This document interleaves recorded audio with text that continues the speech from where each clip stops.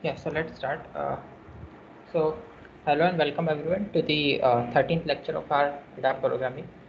So, in the previous lecture, we started off with the synchronization, right? And we saw what is mutual exclusion and what is critical section and so on. And then we saw multiple examples related to the data race.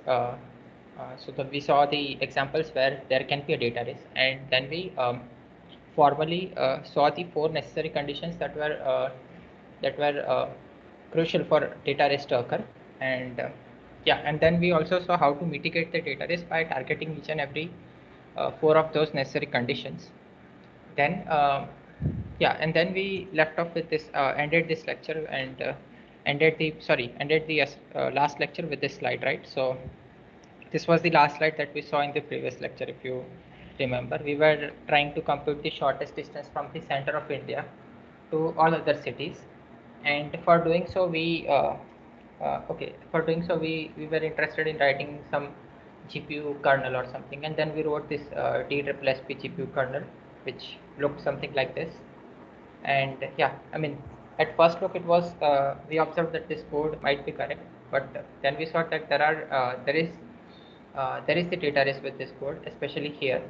So some thread might be reading the distance for checking this condition, and at the same time another thread might be writing this into this distance array, which is an array.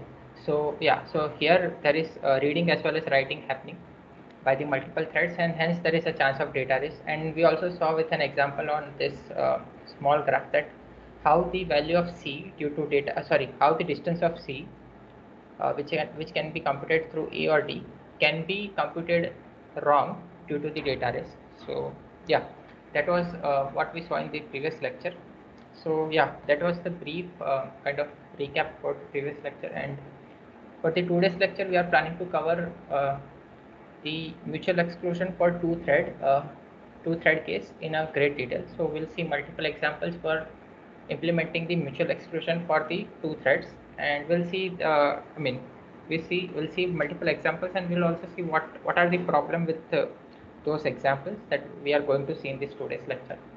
And then at the end of the today's lecture, we'll be concluding with the Peterson's algorithm, which is we'll be concluding with the Peterson's algorithm, uh, which is kind of the standard way of implementing the mutual exclusion for the two threads. So yeah, so with this, let's get started. Yeah, any questions up till this point, or sorry, up till this point? Okay, I guess there are no questions. So with this, let's get started.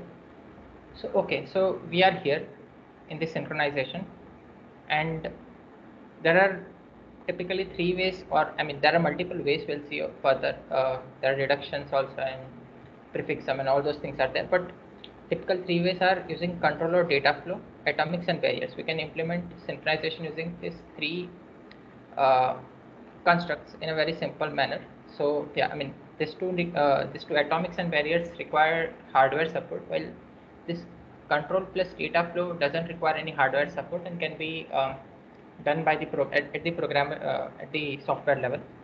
So yeah, so let's start with this control plus data flow. So, what is, first of all, what is control plus data flow? So, if you remember in the previous lecture, we saw a small example where we were trying to implement mutual exclusion for two threads, and in that case, we weren't using any atomics and anything. We were just using while loops, right? So that is what is control statement, like while, if, and all those are control statement, and we were using the data flow, normal data flow that occurs during the execution of program. We are using that two things to implement this synchronization or mutual exclusion in some sense, right? So we are in that example, we were trying to restrict that only after S2 occurs, then only S1 can occur. So that was kind of some sort of mutual exclusion that we were trying to ensure by using control plus data flow. So here is a small classwork for you people. Implement mutual exclusion for two threads using just control plus data flow. So you are not allowed to use atomics or barriers or anything. Just using control plus data flow, implement the mutual exclusion for two threads. And please try it. And meanwhile, if you have any questions, then you can ask. and post your answers in the chat so that we can analyze the multiple approaches that are there for implementing the mutual exclusion for the two threads. Okay, even if you have any question on this thing, then you can ask on the chat, or you can unmute yourself and ask.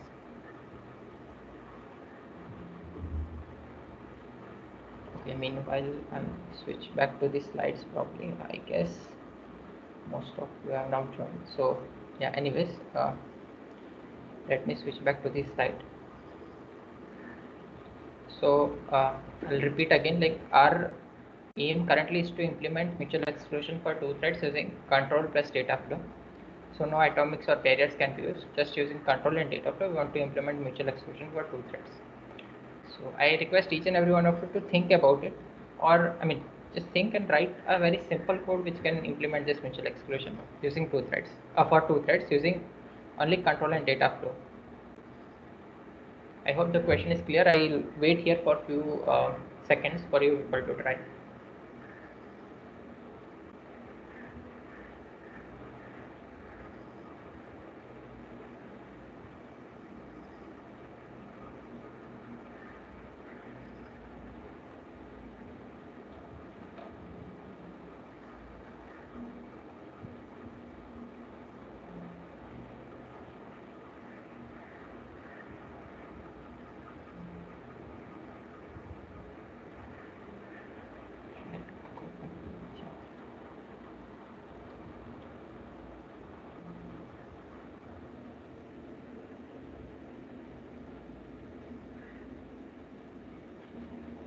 Yes, the code we saw in the last class with while loop, that can be one of the way.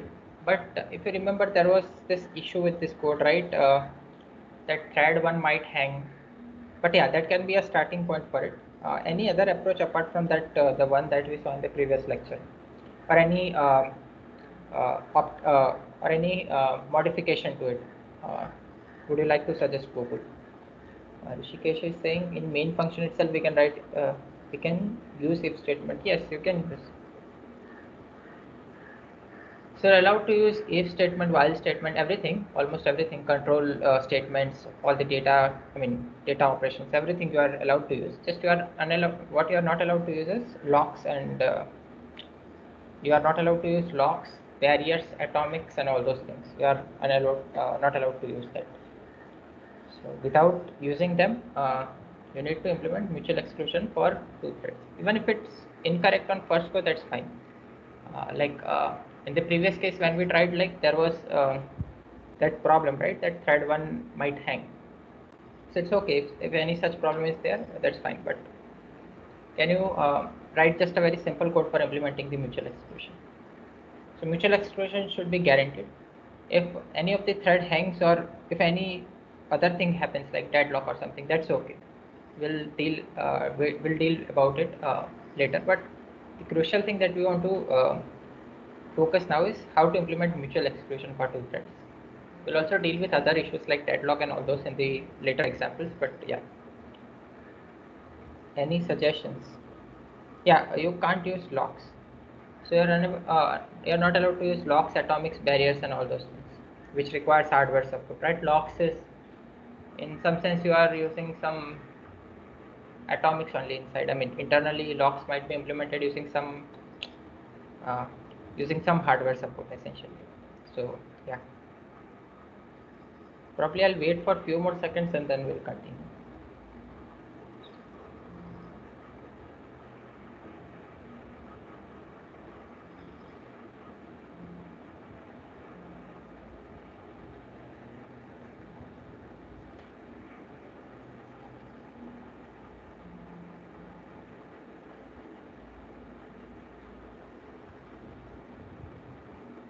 Okay, let me quickly check.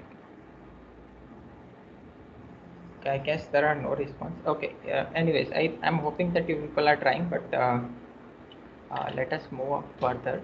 Uh, yeah, so one of the very simple approach for implementing the mutual exclusion for two threads is this.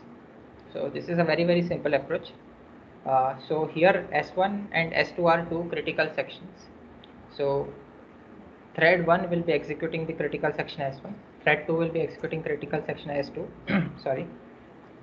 And yeah, inside this S1 and S2, we are not modifying the value of flag, which is a shared variable across both the threads. And we have just two threads because we are, I mean, our problem statement is like we want to implement mutual exclusion for two threads. So two threads, each having its critical section where they are not modifying their flag values. And let's say we now we want to ensure mutual exclusion. So right, so we want something to, I mean, something like this to happen, right? That when S1 S2 is executing, S1 should not execute, and vice versa. So we can do something like this, right? So let S2 execute. So flag will be initialized to false. So if let's say thread 1 tries to enter into critical section, it won't be, I mean, it will be forbidden to enter because flag is false and not of flag will be true, and it will be looping here infinitely.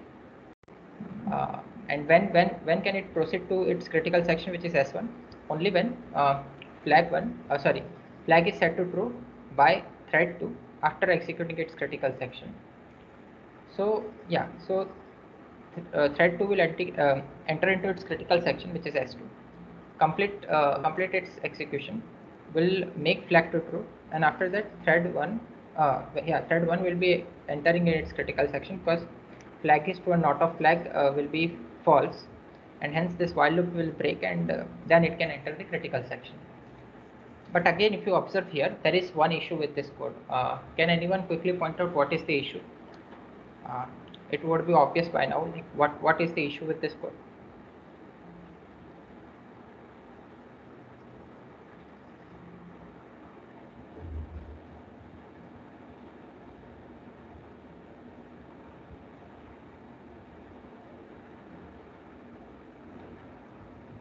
Who is saying something? We can have one thread do the writing,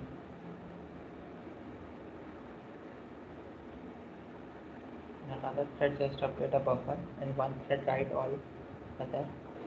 Would wait for some. Oh. I'm unable to understand this.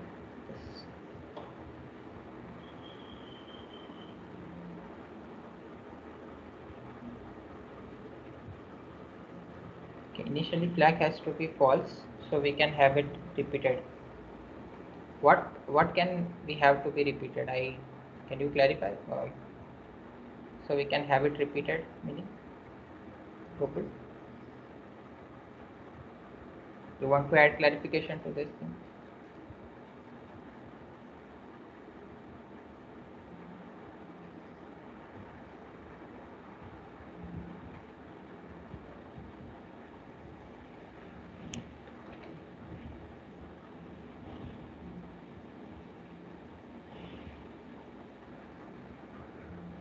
We can't have it repeated as in we have to reset flag. Okay, let us try to understand this. Let us say that flag is initially true. I mean, if flag is initially, let's say it's initially false here, but let's say it's true, then also I don't think that, yeah, there will be an issue with mutual exclusion though, like both the threads will be able to enter into the critical section. Yeah, so that's a valid observation that flag initially needs to be false. Otherwise, both of them will enter into the critical section, and there is a chance of data risk because if it's true, not of true will be false, and S1 thread 1 will enter in critical section. Meanwhile, thread 2 can also enter into critical section. So flag has to be false. That is one important observation. Apart from that, sorry, I mean we can't have it repeatedly, as in we have to reset flag. Yeah, I got that point. Like, so after each and every execution, we need to reset the flag to false because at the end it will be true after this uh, execution of the statement. Yeah, so that's a valid point, and that's a good observation also. So that is one problem that is pointed out by Google. But yeah, so yeah, I got that point. So we need to ensure that flag is false at the start. So that is one point. But apart from that, there is one more issue. If someone can point out, or else I'll point that out.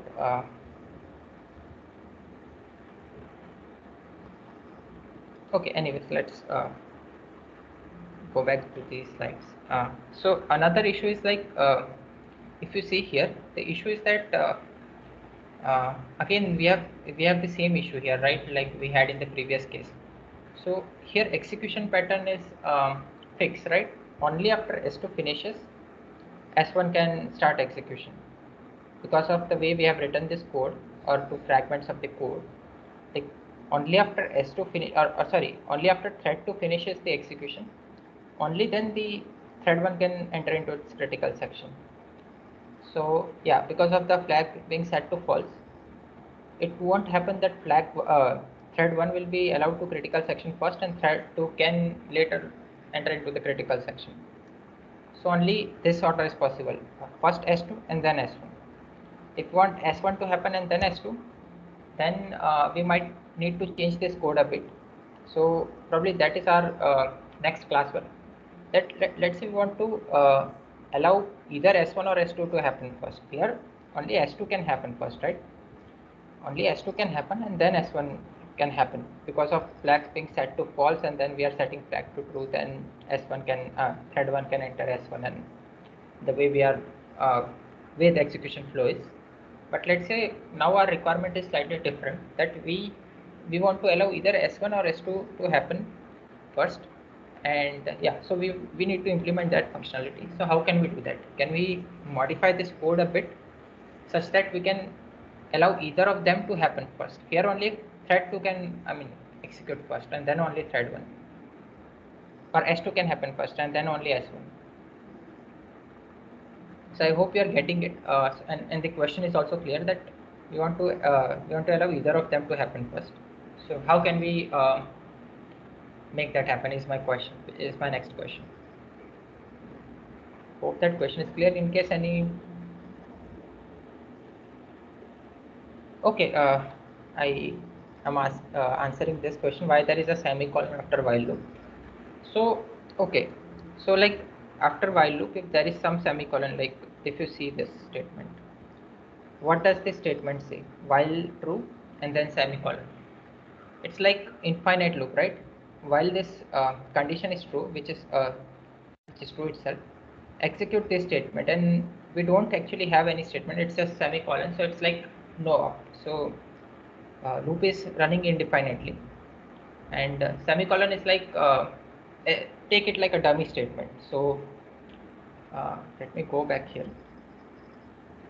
So while not of flag means while the flag is false, execute some dummy statement and keep on looping here. And only when flag becomes true, so not of flag will become false, go execute the next statement after the while, which is this S1. So consider this semicolon as some dummy statement. So don't consider it as some syntactic mistake or something like that. It's like writing no up or something. This is a valid syntax also. I hope you are getting it. If there are any further questions, then you can ask related to this while loop or something else also. Related to this code.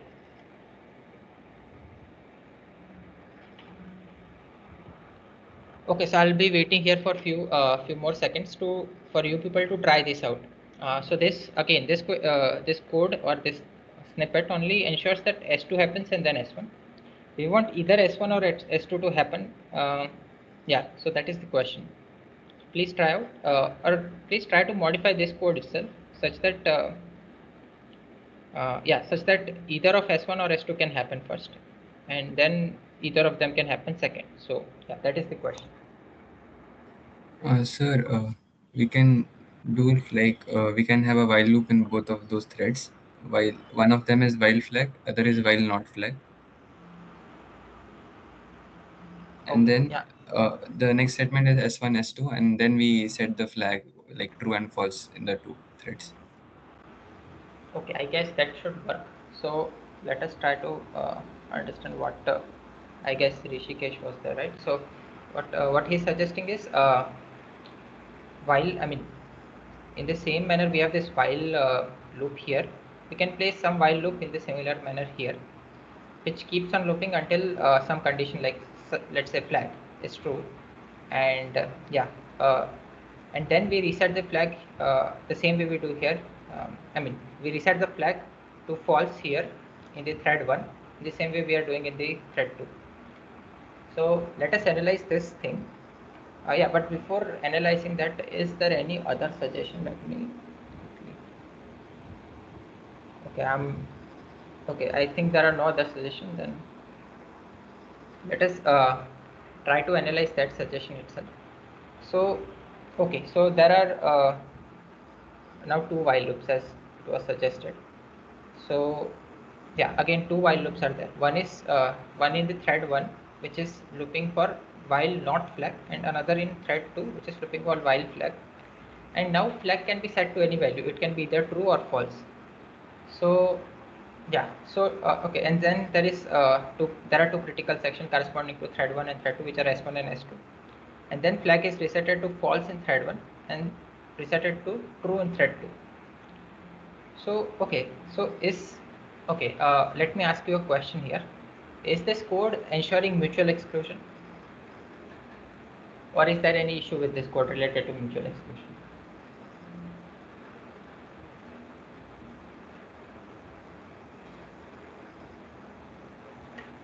Okay, I again repeat. Is there any issue with mutual exclusion with this code, or the mutual exclusion is ensured in this code?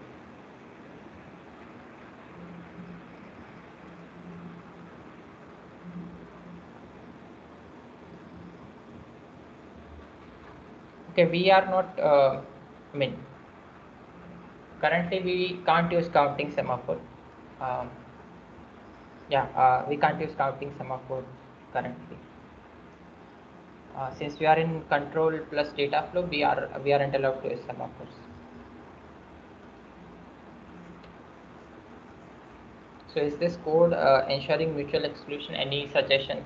Yes, no, or anything? I mean, it's a yes, no answer, right? So, and I would even like to hear the reason behind whatever, answer you give, I whether it's yes think or it won't work. Like, let's say a flag is set to true and it goes to while not flag, then it will go on executing infinitely and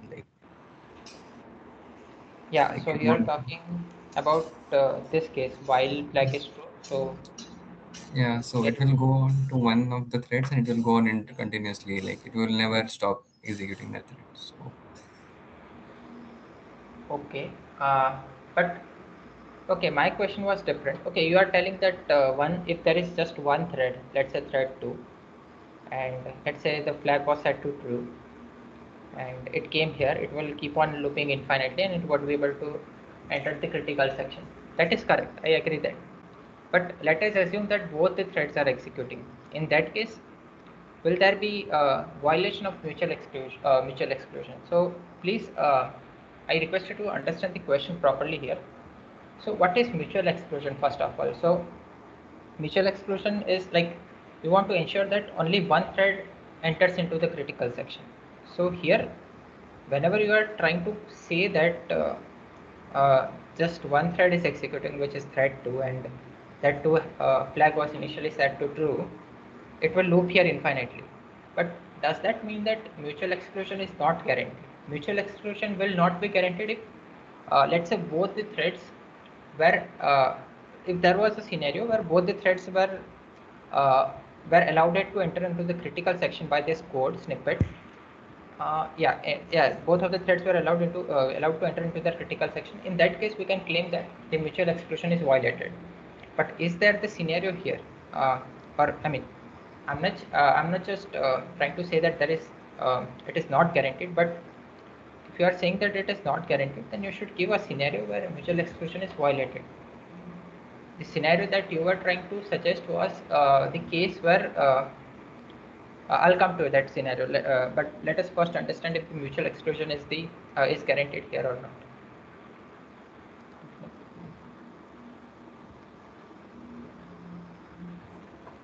Okay.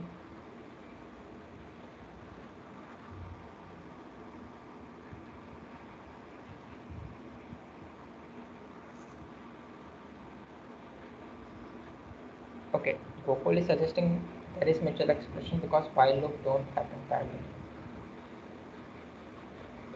Okay. Okay, I hope that I'm hoping that you people are trying anyways, but let us understand step by step that okay, first step is like understanding whether mutual exclusion is guaranteed or not. And for this code, the mutual exclusion is guaranteed. Let us understand why the mutual exclusion is guaranteed. So let us analyze this code and let us understand the condition that is forbidding the threads, either of the thread, from entering into the critical section, their critical section. So here these two while loops are the one which are forbidding the threads from entering the critical section. And if you see properly, this while loop are based on, I mean, they are looping based on this flag, right? And if you think properly, you will see that this flag value can either be true or false. And if we assume, I mean, let us say that okay, just put that aside. This flag value can either be true or false, right? And if both the threads are executing, and if the flag value is either true or false, then either of two threads will be allowed to enter into the critical section, right? And not both, because flag value can either be true or false, and it can't be both at the same time, right? And if that is the case, only one thread will be allowed to enter its critical section. And once it has left its critical section, it sets flag to true or false respectively, based on the thread which is, I mean, whichever thread it is. And once it has set this flag as false, then the another thread can enter its critical section and start executing its enter enter its critical section and start executing it. So the crucial observation here is that flag value can either be true or false and not both at the same time. Hence, only one thread will be allowed to enter the critical section. And if that is the case, then we can claim that yeah, mutual exclusion is guaranteed here. But now let us come to the suggestion that that was given here for the one of the case. Like let's say that flag value is set to true, and let's say the thread one never wants to enter its critical section. It is busy doing something else, and the thread 2 wanted to execute its critical section, but the flag was set to true. And since the flag was set to true, while of true is true, I mean, while of true will, I mean, it's true, flag is true, so while of true, it will keep on infinitely looping here, executing not, and hence it won't be allowed it to enter critical section, even though the flag 1 is not inside the critical section, and it never wants to enter into its critical section. So in some sense, flag 2 is hung, right? Sorry, flag 2 not, thread 2 is hung in some sense, right? So this issue is called the issue with progress, right? So one thread doesn't want to enter into its critical section, but it is forbidding other thread from entering its critical section. Here if you see, thread 1 doesn't want to enter the critical section. Uh, even even then it doesn't want to enter into the critical section. It is forbidding the thread 2 from entering into its critical section. So okay, so first point, mutual exclusion is ensured. Second point is the progress is not guaranteed because of this issue, right? Please note that the mutual exclusion is guaranteed, progress is not guaranteed. And let us come to the third scenario. Okay, so the third scenario is whether there can be a deadlock or not. For this code, for this piece of code, can there be a deadlock? Is my third question.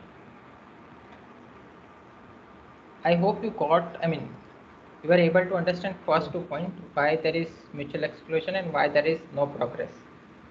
So the third question is, can there be a deadlock for this this piece of? The progress I did not understand, but deadlock there can be. Okay, so let me reiterate that thing. So, okay, first of all, let us understand the definition of progress.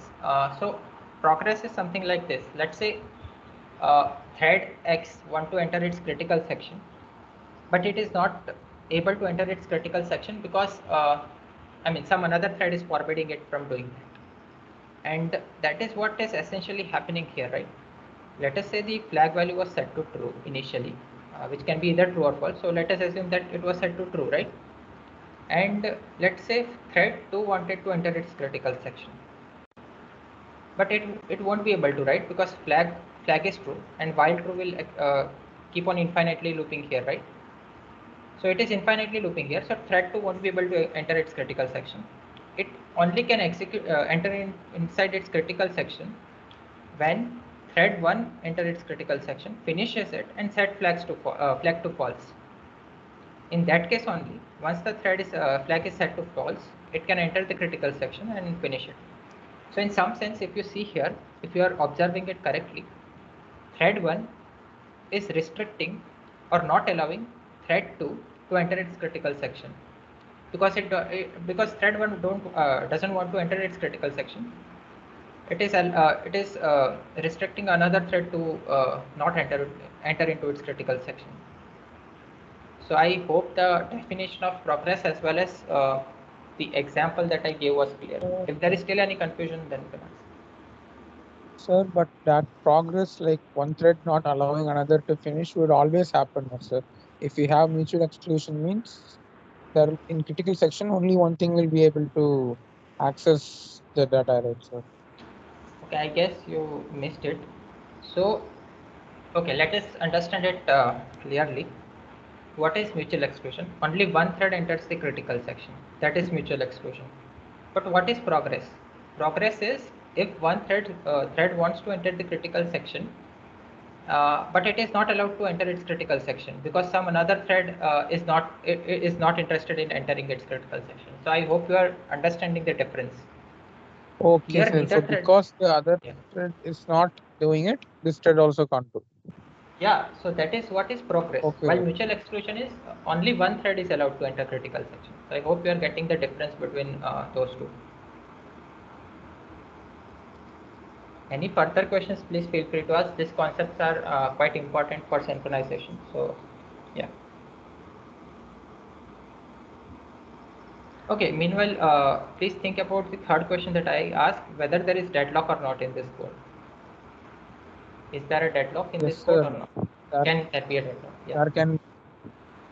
So, for example, if S2 has a dependency that requires S1, and S1 has a dependency that requires S2 to complete.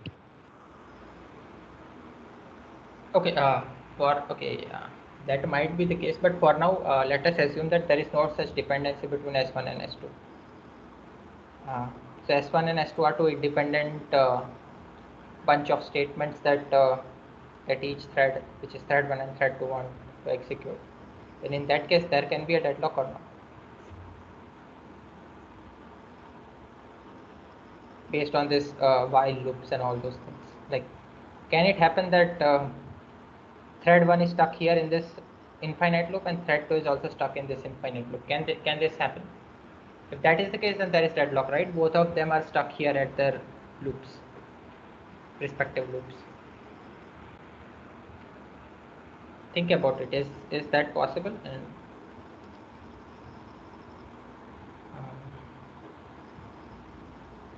okay, anyways, okay, since there are no response, let us try to understand if there can be a deadlock or not. So okay, so first of all, there can't be a deadlock here because again, let us come to the let us understand why there can't be a deadlock here. For deadlock to happen, when deadlock can happen, because sorry, can is there a possibility of deadlock occurring here? It can occur if both of the threads are stuck here at the respective loop. But can that thing happen is the question. So that can't happen, right? Because again, flag can only have one value, either true or false. It can't have it can't have both at the same time. And if that is the case, it won't happen that thread 1 is stuck here in its while loop as well as thread 2 is stuck here in its while loop. So that is not, that can't happen, and hence there is no deadlock. So it guarantees that exactly one thread will be able to enter into the critical section. And yeah, deadlock is not possible because it it also guarantees that both the threads won't be stuck in the while loop. So I hope you are getting it. 3 points to observe here. One is mutual exclusion is guaranteed. Second, progress is not guaranteed here. And third is there can't be a deadlock here. So I hope that these points are clear.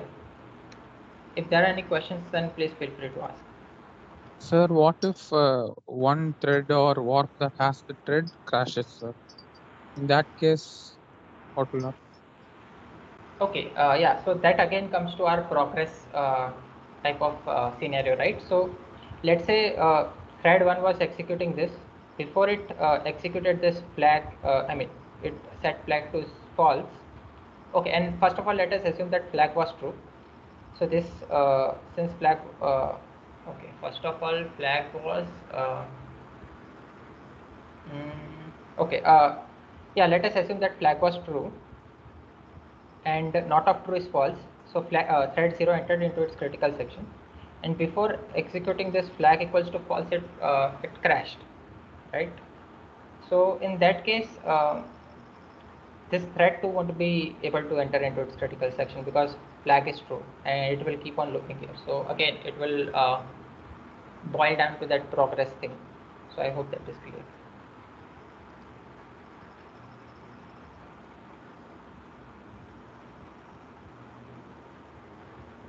Okay, Nancy is suggesting mutual exclusion is one of the solution for deadlock.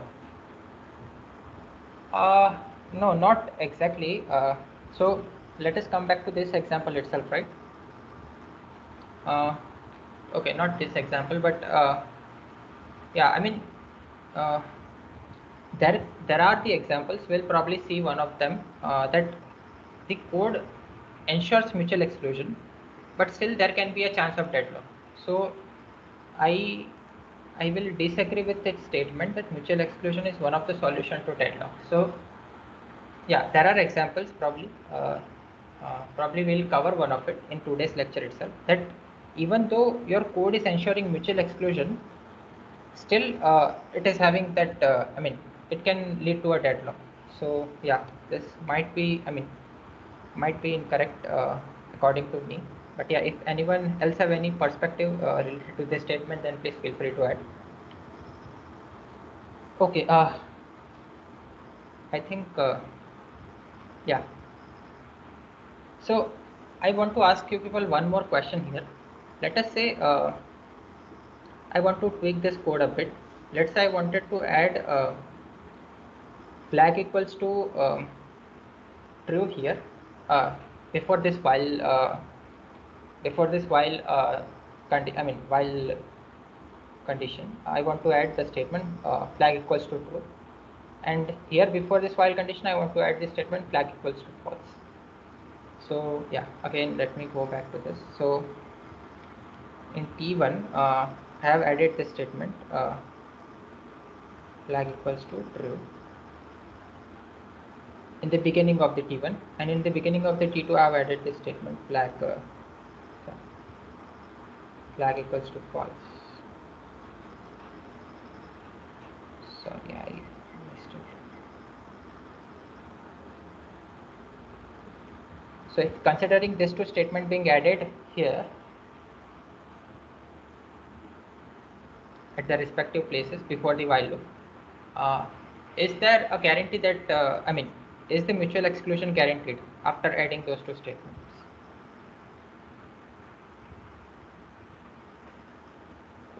Please think about it.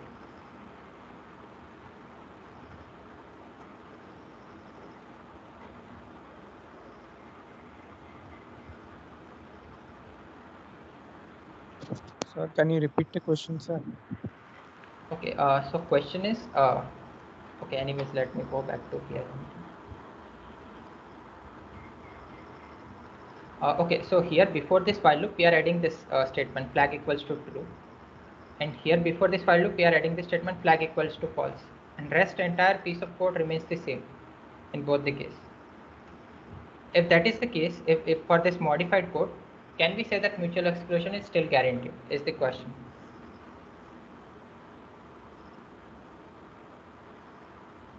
No, sir. How? Because say in thread 2, if we put flag is equal to false up there, it will never stop at the while loop, right? So it will just go past it and then execute as true. Okay, I think your suggestion is correct. So let us understand what is suggested here.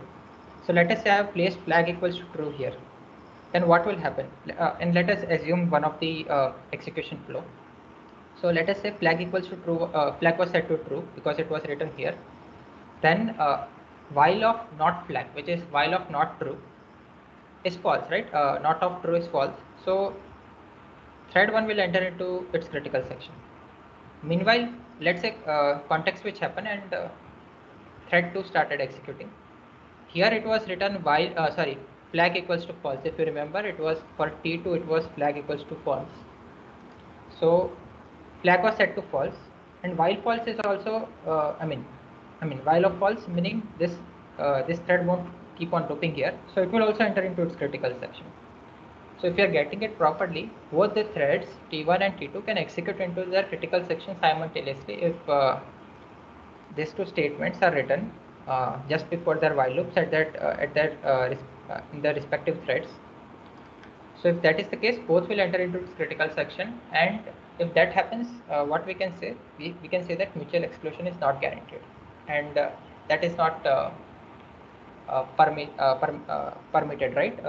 We want mutual exclusion to be guaranteed. So yeah, please keep in mind that for this scenario, when we add these two statements in the respective threads, mutual exclusion won't be guaranteed. And understand it with the reasoning that I gave.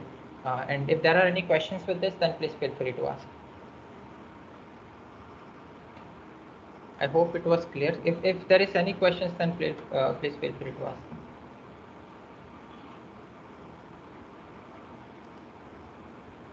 Okay, I am assuming that there are no questions. Then let us move further. So yeah, so let us jot down few points related to this code. So first of all, this code will only work if both the threads execute, right? If one of the threads is not willing to enter its critical section or not at all executing, then we saw that second thread might hung, right? That was our progress case, right? That progress is not ensured. So that is the second point here. Both the threads execute their code. In that case only, we'll finish up with the successful execution. Else it might happen that one of the thread might hang. So progress is not guaranteed. So that is one thing. So we assume this thing. Second thing is we know this, right? In the previous lecture we saw that either reading or writing is atomic. Reading or writing of flag is atomic because at the assembly level we saw in the previous lecture, right? That either just a single read or single write is atomic. So it won't happen that the thread is reading the value, one thread is reading the value, and at the same time, at the same instance, another thread is writing the value. So if there is some statement like addition, it is splitted into 3 assembly level instructions, but just a reading or just a writing is a single assembly level instruction, and it is done atomically. So I hope you are getting this first point also. Second point we covered, and the third point is important. So flag is a volatile variable. So what is this volatile variable? Does anyone know? In C language you have this volatile keyword, and probably we use it less often, but does anyone know what is volatile? So if if the system restarts, the values will not be preserved.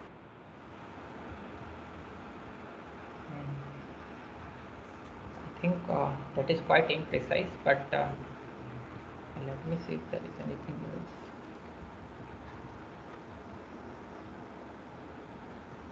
Nancy is saying memory. What memory? Can you elaborate related to this?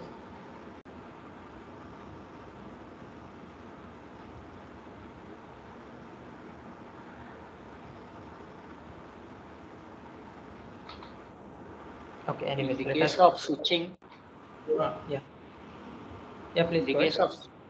In the case of switching from one segment to another segment, so sometimes what it will happen is if you are not storing that values, then it will lost its context. That we call it as a volatile. Okay. Sir, in case of But why? Yeah, please go. in case of multi-threaded programming, so if any thread changes the values of a variable, then that value will be immediately reflected to all other threads. So there will be not be separate copies for the individual threads for that variable if we declare it as volatile. Okay. Okay. So let us. I think you people are very close to it, but let us precisely define what this volatile keyword is. So when you declare a variable in C with volatile keyword, then what does it ensure? So it ensures that variable or the value stored in that variable is written into the main memory, and whenever that value of that variable is read, it will be read from the main memory. Okay, that is fine. We are reading and writing from the main memory. But let us say we don't read it from main memory, then what can be the issue? So let us understand what can be the issue if we don't read or write from the common memory location like main memory. So if we don't read and write the flags value from the common memory location like main memory or L2 or L3 cache, which are common across all the threads, if that is not the case, then what issue can happen? Let us assume that this flag is stored in some register or L1 cache, which is separate for each thread. Let us assume that it's stored in register, which is separate for each thread, right? If that is the case, then what can happen? Let us understand. So flag was initially set to true.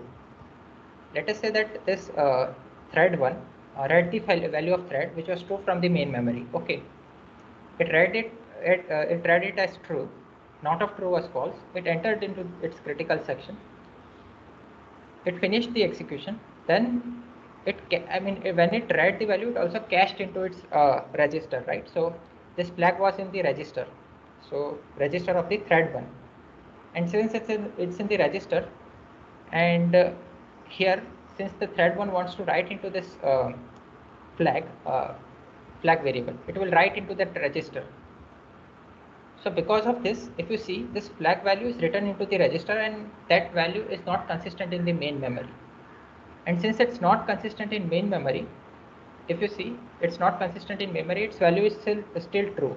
In register, it is updated to false, but in main memory, it is still true. And because of that, if you see, this thread 2 will never be able to enter into its critical section. I hope you are getting. Since this value which is false, which is being written by thread 2, is written in registers, which is private to the thread 1, and the main memory is main memory value for flag in the main memory is still true. The thread 2 won't be able to enter into its critical section, and that is a problem. So by declaring a variable as volatile, flag variable as volatile, will ensure that such kind of writing, whenever being done, will go to the main memory, and it won't be stored in any local memory like register or L1 cache.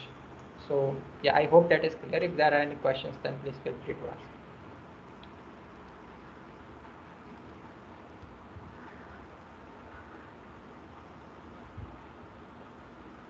Okay. Memory permanent, sorry, change. Okay, I was unable to understand this thing. Sorry, change suddenly. Anyways, any questions up till this slide? Else we'll move on. Okay, let's move on. So fine, till now we saw this example, right, for implementing mutual exclusion among two threads. But now let us implement this lock and unlock methods. But okay, let us come to this thing first before implementing lock and unlock. If you see here, there is still one issue. If you see clearly, there is one issue, and that issue is that there are two separate code snippets for two threads, right? So thread 1 is executing this, and thread 2 is executing this. But this thing might not be true for every case, right? Let us consider our CUDA kernel itself, right? There is just one kernel which is being executed by multiple threads. So what we want to do is, we want to just write a single piece of code which is executed by multiple threads.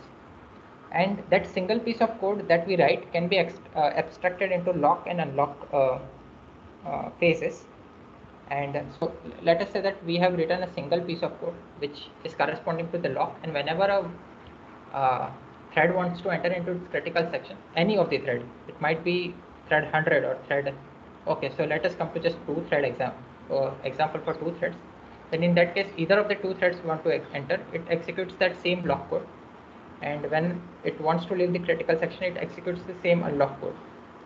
So that is our next classwork sort of thing. So here separate code is there for both the threads, right? But what we want to now do is we want to implement mutual exclusion for two threads such that we want to implement this lock and unlock methods, and this lock and unlock method are common for both the threads.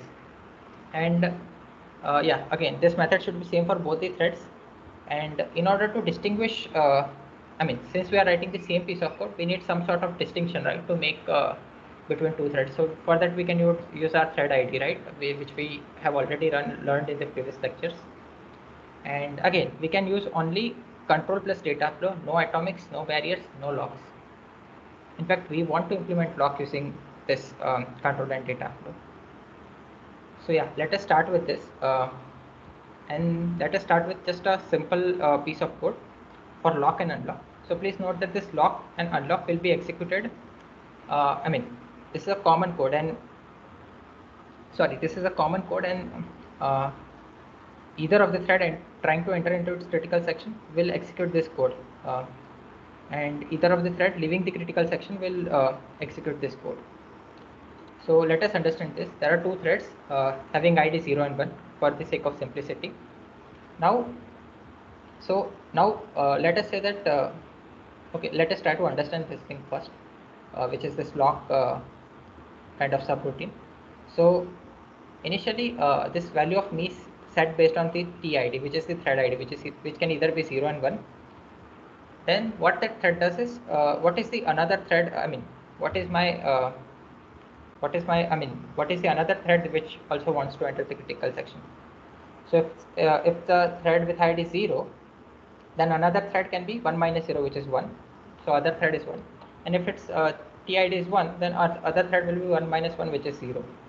So based on its ID, it will calculate the ID of its, another thread which wants to enter the critical section. And then what it does is it sets the flag value to true. So flag value of me set to true. So it, in some sense, this setting flag of, flag is a array. First of all, please note that this flag is an array of size 2, and it has two elements, 0 with two indexes 0 and 1, since its size is 2. And what is happening here is, the thread which wants to enter, based on its ID, it sets its value, index value in this flag array to true. So this is some sort of an indication that, okay, I want to enter into the critical section. Please note that this statement is some sort of an indication to another thread that the particular thread having thread ID as TID wants to enter into the critical section. And then what this thread does is, while other thread doesn't want to enter the critical section, it will loop on. So if flag of other is true, so if let's say so let's say the thread 0 set the flag value, flag of 0, because its ID will be 0, so flag of 0 is true. And yeah, so if that's the case, and let's say flag 1 also wanted to enter the critical section, then in that case this flag 0 will not enter into the critical section, because flag of other, which is flag of 1, will be true. And later, after entering into the critical section, it has to unlock it, right? So how unlock is implemented? Flag of TID equals to false. So flag of TID is set to false, meaning it is indicating that, okay, I have finished my work and I no longer want to enter the critical section. So you can either write flag of me or flag of TID as false. So I hope this is clear. Again, there are three questions here. Does this code ensure mutual exclusion? Does this code ensures progress in the? Does this code ensures that there will be a deadlock or not? Is there a deadlock or not with this kind of implementation?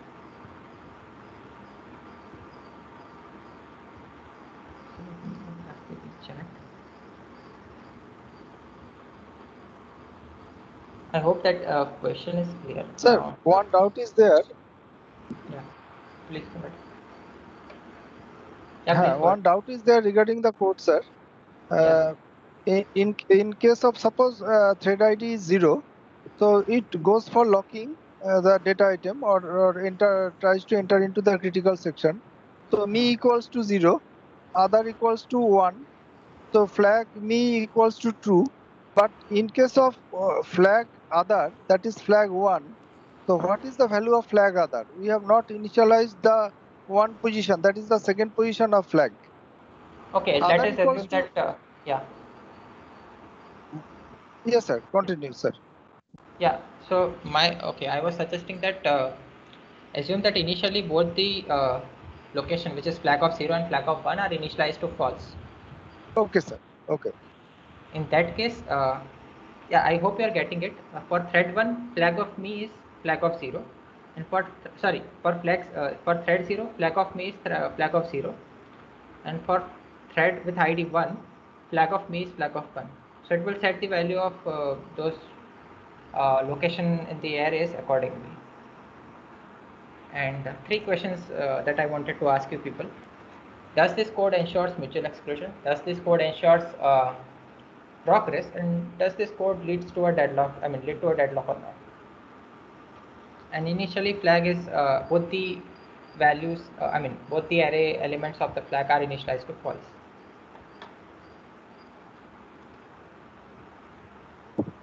Sir, is it possible for like one thread to crash before it does the unlock, sir? Okay, yeah, so that is also an important observation. So let us assume that this flag array entire, which has two elements inside it, is declared as volatile. So those things that we studied here, right, that this volatile will cause any issues. Not declaring the variable flag as volatile might cause issues. Will not happen here because we have already declared flag array as volatile. So yeah, that is an important observation. But yeah, let us keep this in mind that it is declared as volatile. Considering all this thing in mind, now let us think whether these three things are ensured or not. But let me first quickly go back. Mutual exclusion is possible, no deadlock. Okay, we'll see. Mutual exclusion guaranteed, deadlock, I guess. Okay,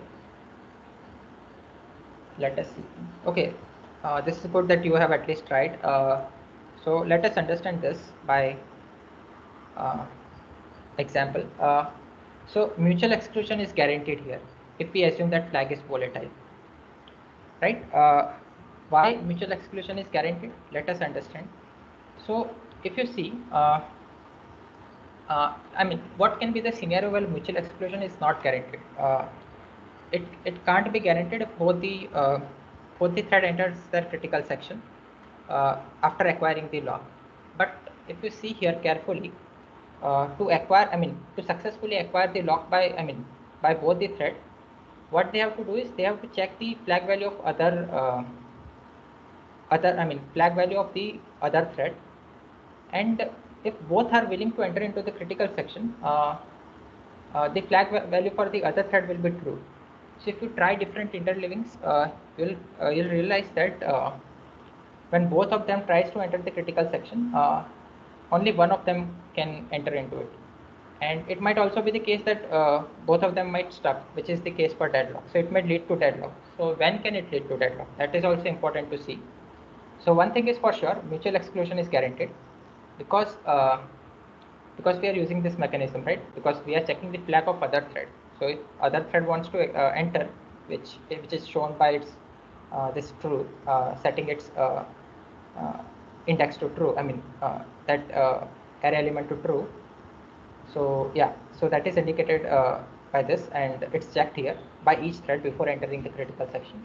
So mutual exclusion is guaranteed. But let us understand when can it lead to deadlock. So let us see this execution pattern, or let us try to simulate this. So let's say thread 0 wanted to enter the critical section. So it set flag of me, which is flag of 0 to true. Again, thread 1 also wanted to enter the critical section. So it set flag of me, which is flag of 1 to true. So now if we see both flag values, which is flag of 0 and flag of 1 are true. And let's say next statement that both the threads tried to execute was this while loop. In that case, if you see, while of other, which is either flag of 0 or flag of 1, will be true. So while true is infinite loop, sort of infinite loop here. So I hope you are getting it. So both the threads, thread 0 and thread 1, will be stuck here. If the execution pattern is like this, they both of them execute this statement, and then they both come here and execute this while loop. If that is the case, then both will be stuck in the while loop, and that is precisely the case when it may lead to the deadlock. Any questions up till this point?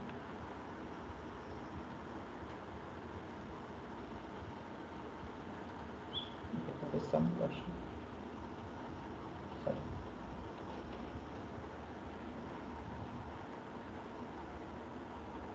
If both threads are synced, the deadlock. Yeah, in some sense you can say that if both threads are executing in a very lockstep manner or some statement by statement, like if they finish this statement and then they are moving to this statement, in that case there can be a deadlock. Yeah, so that is an important observation. So yeah, in some sort of, if they are executing in some sort of synchronous manner, then there can be a deadlock. So I hope that is clear. And yeah, again, please note that this primitive assignments, this assignment of this type, flag of some index equals to 2, are atomics. So I hope you are getting that, getting this thing. As we discussed in our previous slide itself, that such kind of assignments are at the assembly level just replaced by that single assembly write instruction, and they are executed atomically. And yeah, another observation is if one thread runs before the other, then all goes well. So let us say if thread 0 executed this lock entirely, or this lock function entirely, and then entered its critical section, and then thread 2 came and executed this lock function, then it will then everything will go fine. The thread 0 will finish its critical section, and then thread 1 will be waiting in its while loop here, and once thread 0 finishes and releases the lock by executing unlock, then only this thread 1 will come out of this while loop, because it will set its flag of TID to false, right? So the thread 1 will come out of this while loop and can enter the critical section and can come out of this while loop and can enter its critical section and finish it. So I hope it is clear. If one thread runs after the other, then all goes well in this case.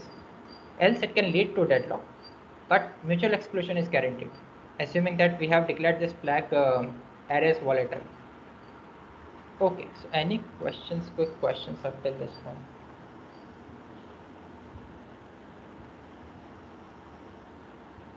Okay, I guess there are no questions. In that case, let us move further. Okay, so we saw that there is still one problem with this code, right? That there is no mutual exclusion. There can be a deadlock. Mutual exclusion is guaranteed, sorry, but there can be a deadlock. So let us tell this. Let us say that this was the first version of our lock unlock implementation using control plus data flow. So this is V1. Now we move to version 2, in which we can guarantee that there can be a mutual exclusion also, and there won't be a deadlock. So let us try to implement it differently. So again, we have two threads, each having ID 0 and 1. Fine. Now again, we are declaring this variable something like flag only, but now we are naming it differently, which is we are naming it as victim, and again it is volatile. And how we are implementing lock and unlock methods. So first of all, we get the ID of the particular thread, which can be either 0 or 1 into me, some variable called as me. And then we set this victim as me. Please note that victim is a volatile variable. And then what we do is, we set, we have this while loop, right, which checks if the victim is me. If that is the case, then it will keep on looping infinitely. Else it will enter into the critical section, finish it, and will execute this unlock method, which sets victim to me again. So I hope this is clear. Again, three questions here. Is mutual exclusion guaranteed? is progress guaranteed, and can there be a deadlock? Okay, by the way, I forgot one thing. Just let me quickly cover it. So in this case, progress is guaranteed, right? Because as flag is set to, I mean, both the flag values in the array flag is set to false initially. And let's say one thread, I mean, the thread, let's say thread 1 was not willing to enter into its critical section. And flag 0 was the only one which was willing to enter into its critical section. So in that case, thread 0 will set flag of me to 0, flag of me to true, which is flag of 0 to true, and it will check flag of other, which is flag of 1, which is false, right? Because it is by default initialized as false. So it can enter the critical section even though the other thread doesn't want to enter the critical section. So please note that here progress is guaranteed, mutual exclusion is guaranteed, but that it may lead to deadlock. So I hope it is clear. So let us come back to this slide again. Here again, please think about these three scenarios. Is mutual exclusion guaranteed? Is progress guaranteed? And can there be a deadlock? Please think about it and post your answers in the chat, and then we'll discuss.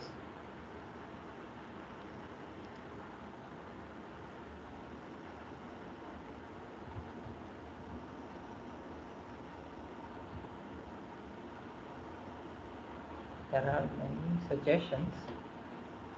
If two threads are executed at the same time and both trying to access critical section, then only if two threads are executed at the same time and both try to access critical section.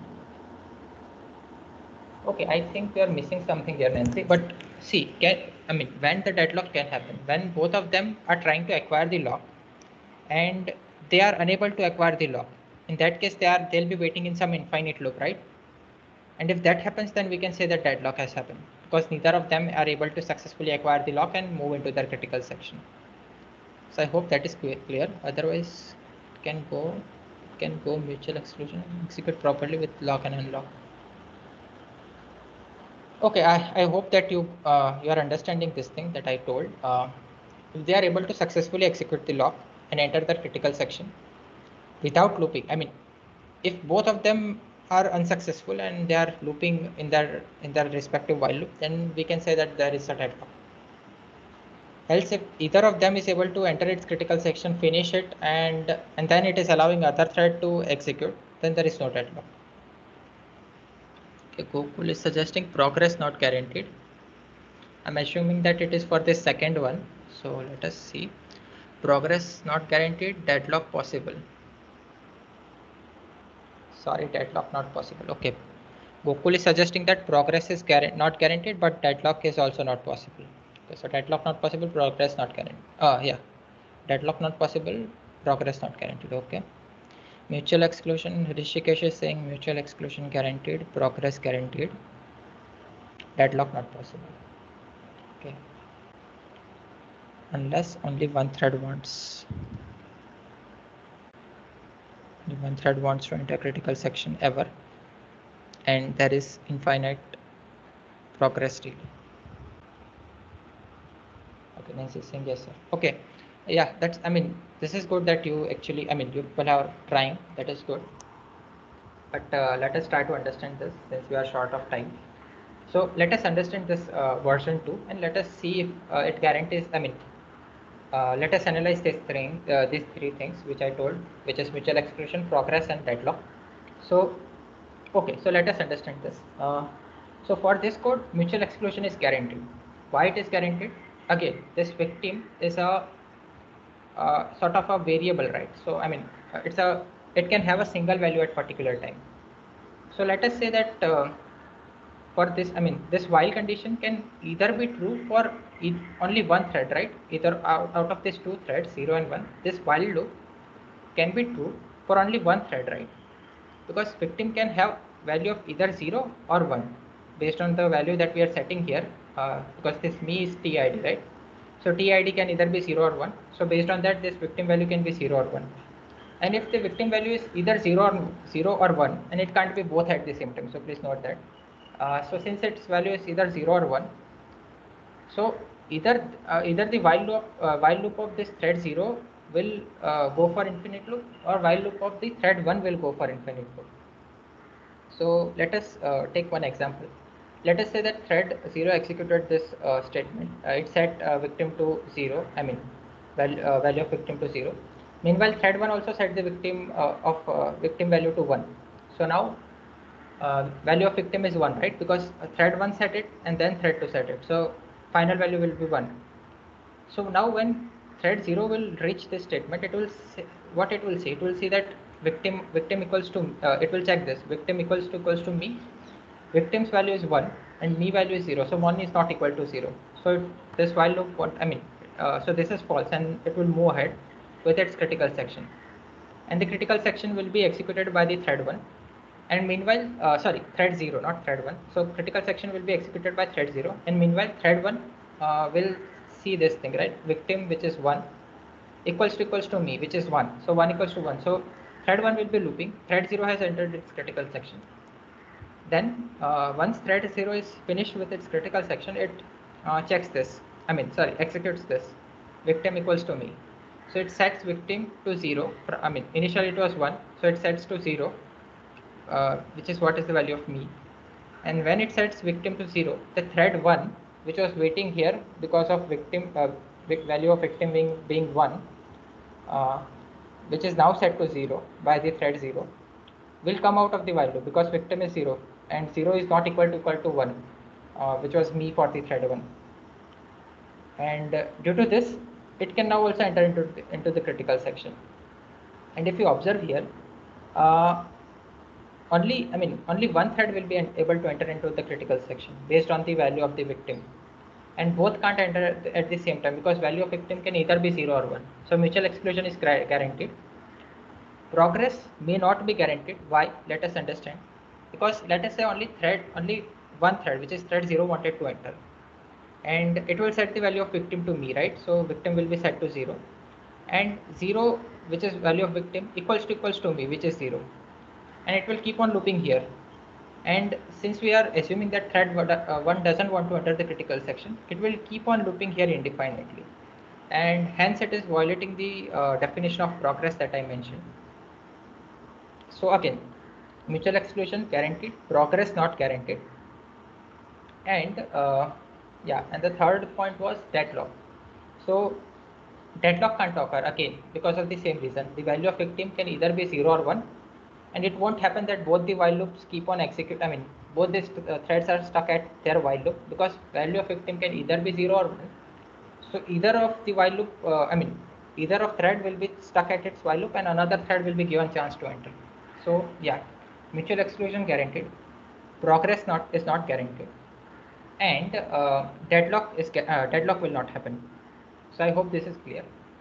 Again, victim is a volatile variable, and I am assuming that you are now comfortable with that, what is volatile. And if threads repeatedly take lock, then all goes well. So by this statement, what I mean is if they keep on executing this lock and unlock statement, unlike that case where only one thread wanted to execute, if that is not the case, and if both the threads are willing to enter into the critical section repeatedly, then all goes well. In that case, there won't be any issues related to the progress, I mean.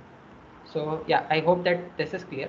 So any questions up till this point for the version 2 of our code?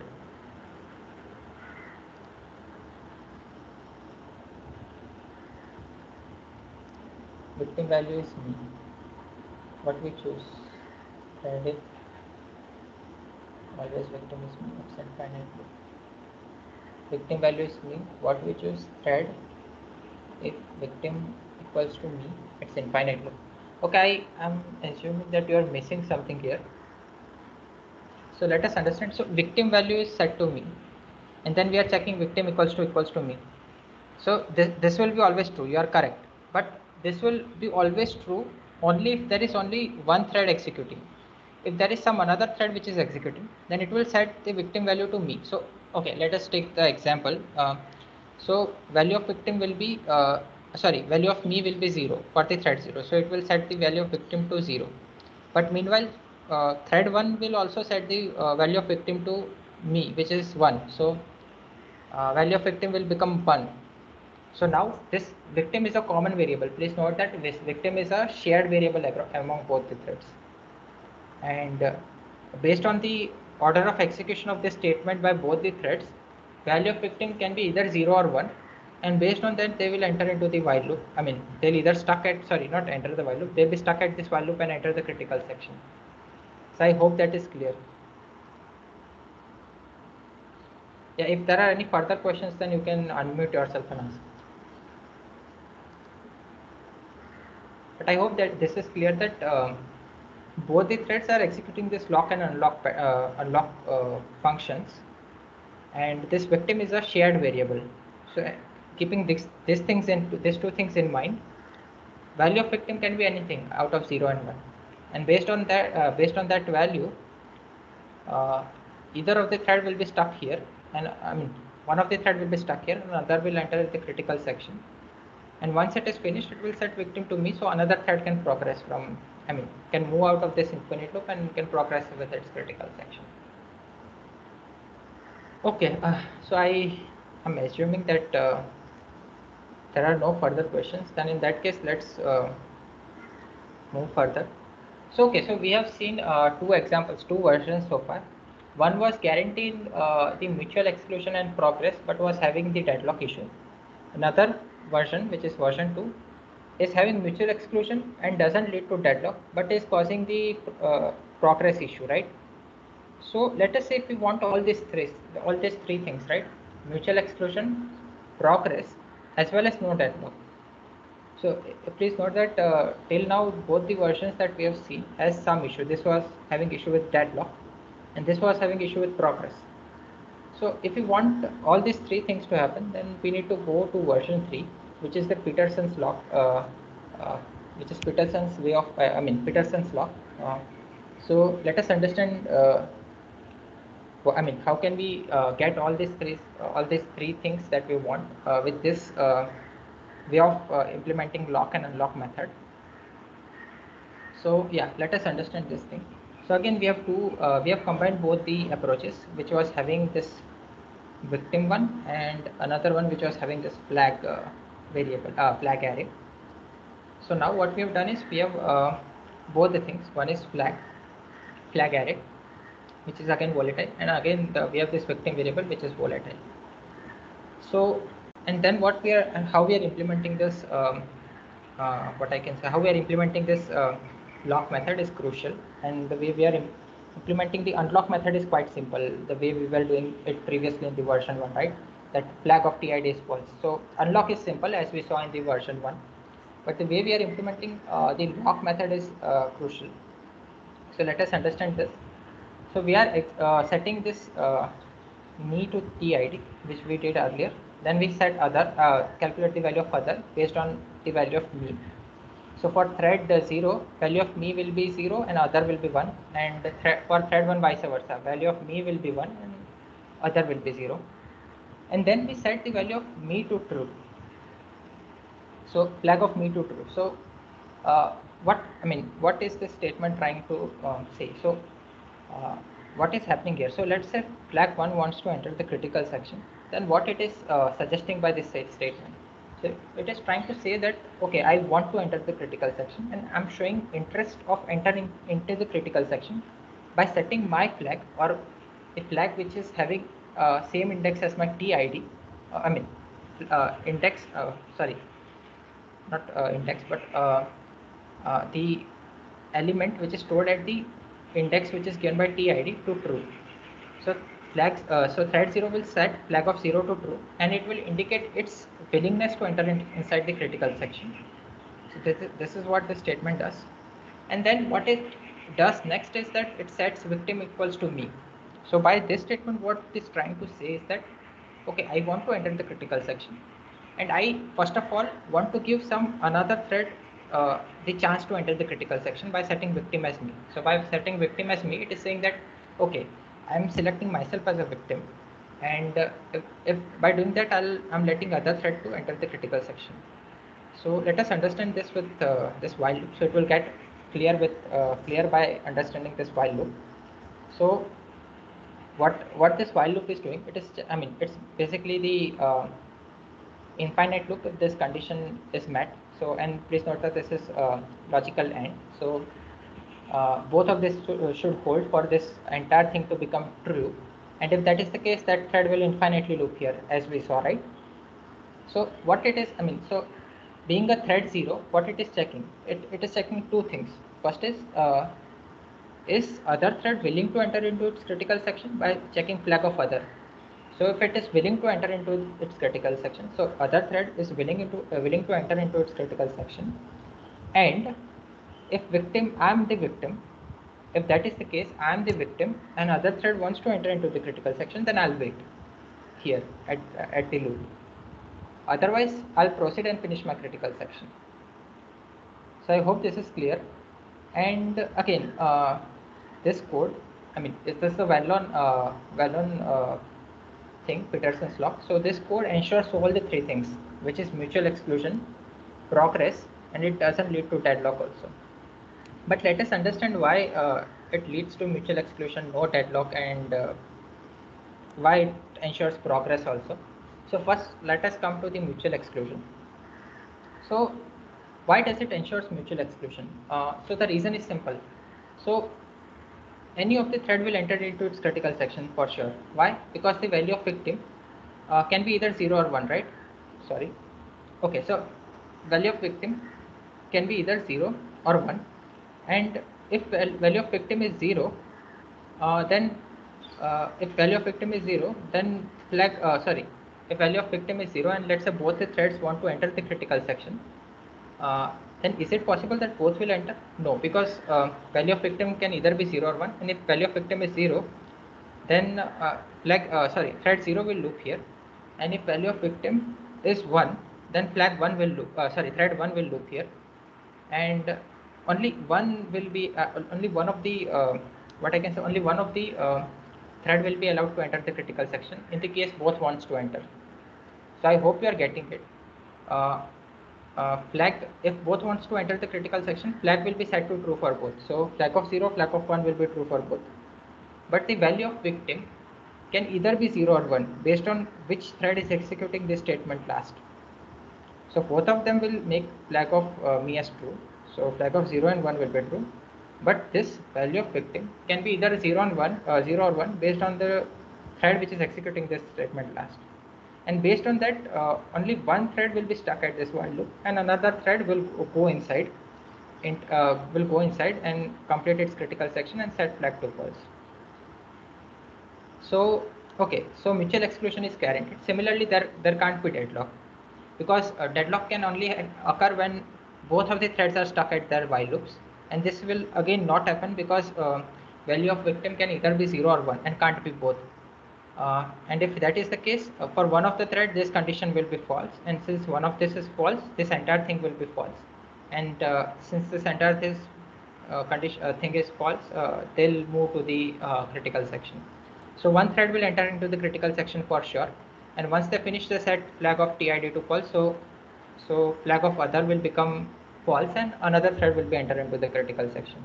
So I hope that this is clear. There won't be mutual exclusion, and there can't be a deadlock for this code. If there are any questions, then quickly.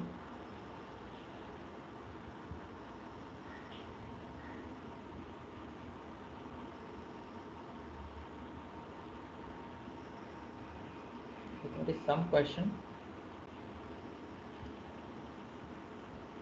assumption is that someone else will take the place and let you give kind of relay.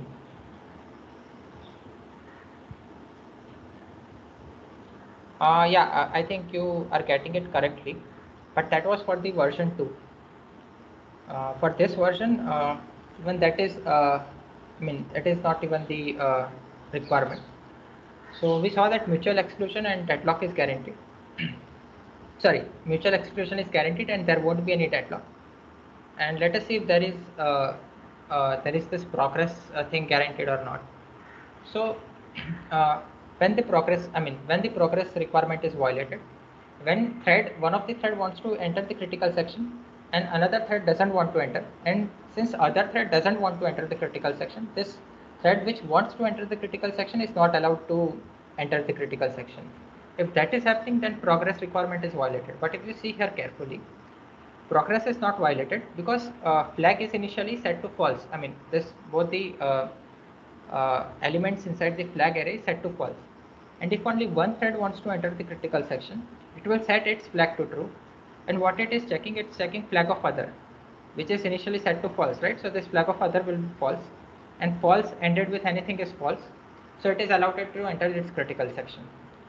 So even though other thread doesn't want to enter its critical section, this thread which wants to enter the critical section will be allowed it to enter, and hence progress requirement is also guaranteed.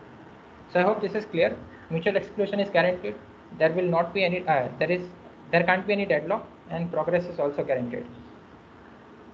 Okay, so this three things should be clear up till this point. And yeah, again, as I said, that this flag variable is some kind of indication that this thread is interested in entering the critical section. And victim equals to me is like saying that you before me. So in some sense, thread is trying to give other thread the chance to enter the critical section before it enters the critical section. So I hope that intent which is there for declaring this two variable flag and victim is clear. And yeah, any questions up till this point? So we'll probably stop here. So we'll see what about n threads, meaning if this is just for two threads, right? This Peterson's algorithm or Peterson's law is just for two threads. I mean, it ensures mutual exclusion and all those things just for two threads. If we want to generalize for n threads, then how can we how can we write the code to ensure that? So we'll see this in the next lecture, and probably we'll also see what are atomics and all those things in the next lecture. But any questions up till this point?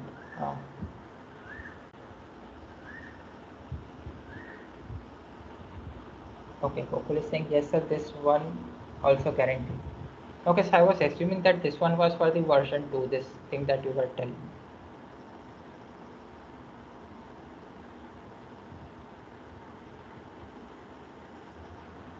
Okay, yeah, some more question is there. For more threads, we can use a number that counts up. Yeah, that is one of the way in which we can do. We can use some sort of a semaphore or something.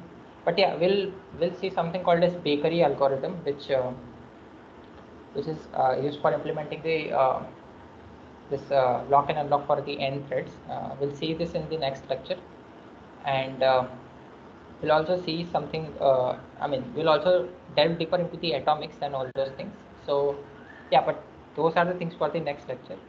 Any questions on any of these slides which were covered in today's lecture? So if there are any, please feel free to ask. Otherwise, we'll call it a day and we'll disperse. So any doubts related to the Peterson's lock or any of the previous versions that we covered, or anything related to today's lecture or the previous lectures that we covered? If there are any, please feel free to ask. I'll be there here for a few more minutes. Else we'll disperse. Then we'll disperse.